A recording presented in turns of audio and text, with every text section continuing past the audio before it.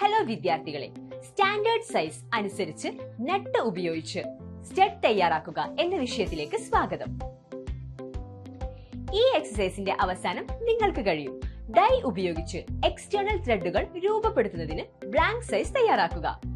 Tap ഉപയോഗിച്ച് internal thread രൂപപ്പെടുത്തുന്നതിന് ഹോളിലൂടെ drill ചെയ്യുക. Materials and equipment: stud, nut, thread cutting or threading tools, thread lubricant or cutting oil, vise or clamping device, spanners or wrenches, deburring tool, lathe machine. Process: Task 1. Stud. Raw material check ചെയ്യുക.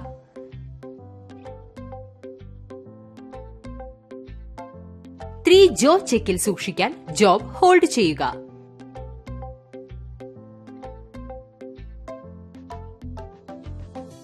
പുറത്ത് 40 millimetre.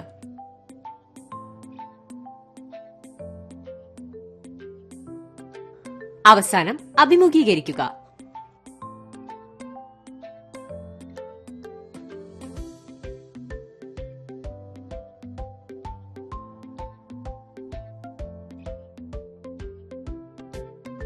പരമാവധി 0.10 നീളത്തിൽ തിരിക്കുക.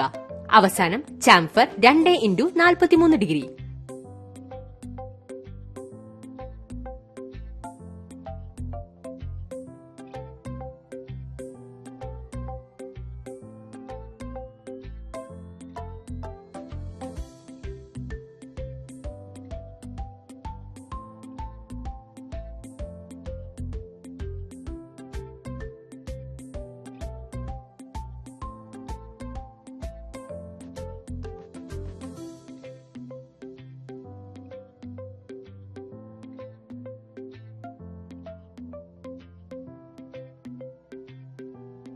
Job reverse ചെയ്യുക. മൊത്തം നീളം ശരിയാക്കാൻ face ചെയ്യുക.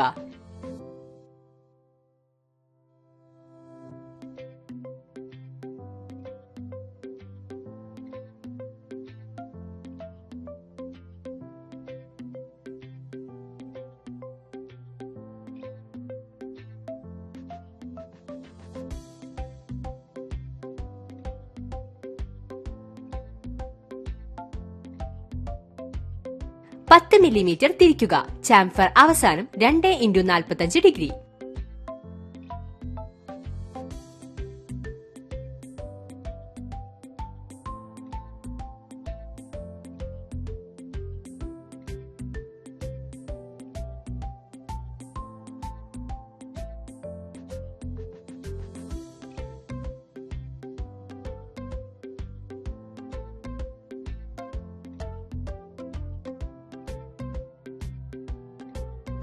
വർക്ക് പീസ് ഒരു ബെഞ്ച് വെസ്സിൽ ഹോൾഡ് ചെയ്യുക. 90 ഡിഗ്രി ലംബമായി 30 മില്ലിമീറ്റർ പുറത്ത് പ്രൊജക്ട് ചെയ്യുക. M 10x1.5 ഡയമീറ്റർ ഉപയോഗിച്ച ത്രെഡുകളിൽ നിന്ന്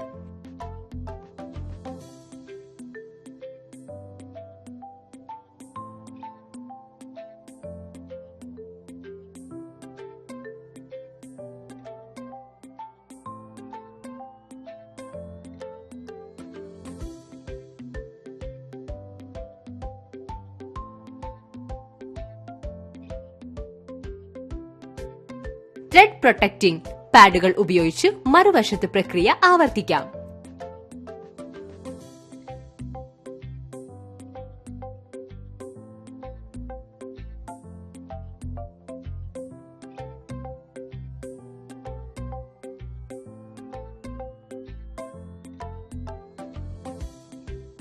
ടാസ്ക് 2. നട്ട്. അസംസ്കൃത വസ്തുക്കളുടെ വലുപ്പം പരിശോധിക്കുക.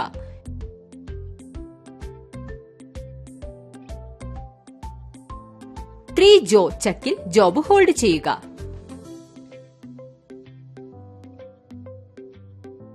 അവസാനം ഫേസ് ചെയ്യുക.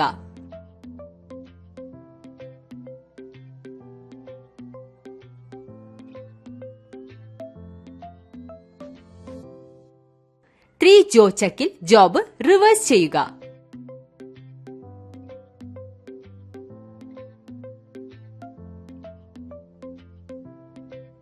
8 മില്ലിമീറ്റർ നീളം നിലനിർത്തി മറുവശം ഫേസ് ചെയ്യുക.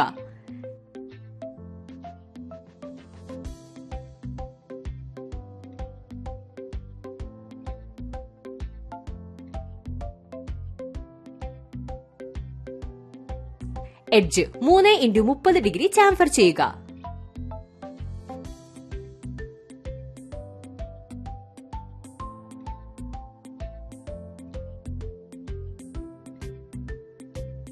വർക്കിൽ സെന്റർ ഡ്രിൽ ചെയ്യുക.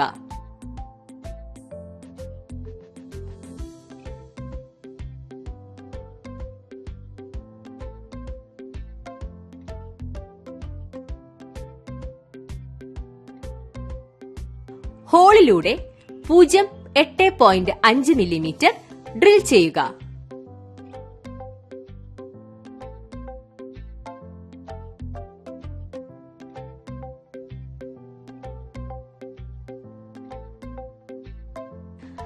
കൗണ്ടർ സിങ്ക് ബിറ്റ് ഉപയോഗിച്ച് ഡ്രിൽ ചെയ്ത ദ്വാരം കൗണ്ടർ സിങ്ക് ചെയ്യുക.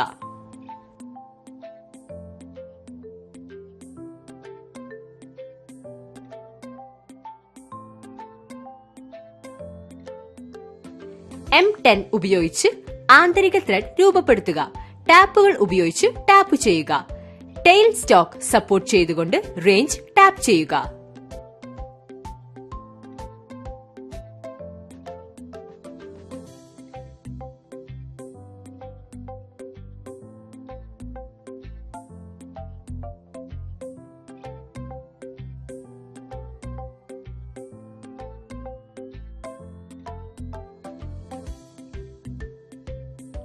ഡൈ ഉപയോഗിച്ച് എക്സ്റ്റേണൽ ത്രെഡുകൾ രൂപപ്പെടുത്തുന്നതിന് ബ്ലാങ്ക് സൈസ് എങ്ങനെ തയ്യാറാക്കാം?